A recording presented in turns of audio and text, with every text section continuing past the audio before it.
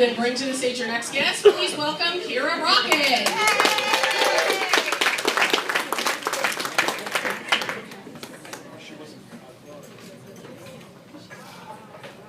Hey guys, I'm Roquette. I went to a makeup artist today because I was supposed to get headshots done today. And I was like, can you like cover up all my blemishes and stuff? She's like, oh, I'll try. Thank goodness for Photoshop, right? I was like, that's the meanest thing anybody's ever said to me. Thank you. So I have to also apologize for my hair. Trying to grow it a pixie cut. That's never fun.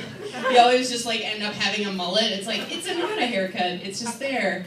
I have a theory actually that's why old ladies always have like short hair. It's like they're like, I'm gonna try out the short look, and then they're like, I don't have fucking time to grow this out. I'm not gonna sit in a casket with a mullet, am I right? Anyway, having short hair was really interesting though, because like men wouldn't hit on me because they thought I was a lesbian. And lesbians wouldn't hit on me because they have taste, so I mean, I'm sure there's some men out there that would hit on me. I'm sure John Gomeshi would hit on me right in the face. Yeah. He got arrested today. Woo! So, as many of you may have noticed from the way I talk, I'm not from Newfoundland. And you may be wondering how it is that I came to be here. And the answer to that question is on a boat fueled by lies. I got offered a job here, but I couldn't find anywhere to live. And my boss is like, that's all right, I have a house that you can rent. That's the lie part. So I came here and I didn't have anywhere to live. And it was in a touristy area. Nobody wanted to rent to me because they could get $200 a night from tourists. Which I can't afford. And they're like, well, I'll be praying to Jesus for you. But he wasn't renting either, apparently. But I did find a nice old lady who rented her shed to me for like $250 a month. And I don't mean like, my apartment's so small, it's like a shed. I mean like a loft above where her husband stored his quad and his fishing gear. With no running water. It was great. So I applied somewhere else and now I'm on the East Coast. But you know, it's really scary moving to a new place by yourself where you don't speak the language. I'm just joking, guys. But I really love the dialect here, actually. I love all the different sayings. My favorite is back on the West Coast, there was this old man that I'd bump into, and I'd always hold the door open for him and go, God love ya, me jockey. And I just friggin' loved it. I was like, you are the most adorable old man. I want to bring you back home with me to my shed. Fuck the shit out of you. Jockey style. Oh, yes, oh, me jockey. Oh, boy. Admittedly, I didn't really know anything about Newfoundland when I came here, so before I came, I decided to look up top 10 facts about Newfoundland on Google.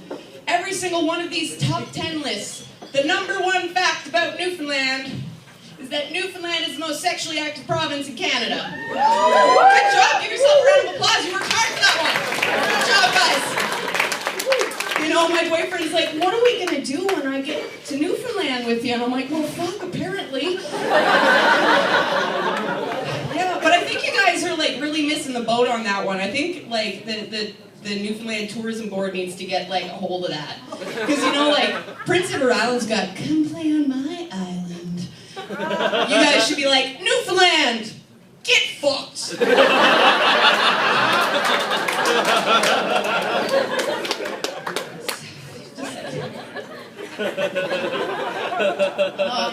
It smells like Nanny's perfume. And that's how I found out Nanny was an alcoholic. And when Nanny drinks, she gets real racist. Not like, I hate black people racist, like, I hate the Catholics and the French people.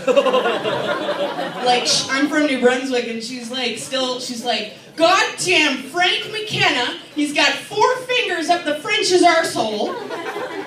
I'm like, Nanny, Frank McKenna has not been Premier of New Brunswick for 25 years. She's still complaining about him, and she complains about the Catholics Catholic. She told me if she ever met the Pope, she'd chop his dick off. I was like, Nanny, I'm Catholic. She says, no, you're fucking not. She's really in denial about that. It's really weird. My mother converted to Catholicism because it was really important to my father to raise a Catholic family, until he also realized that golfing on Sundays was also really, really important.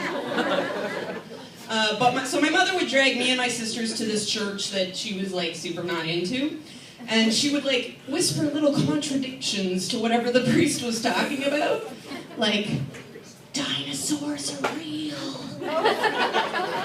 God doesn't hate gay people. God might hate you for wearing a condom, but I'll kill you if you don't. Oh, God. I shaved my vagina for the first time the other day. Yeah. 29 years old, never shaved my vagina before I was in the shower. Shaving my armpits, shaving my legs, and I look down at my cooter and I'm like, all right, I'm doing it. Let's go.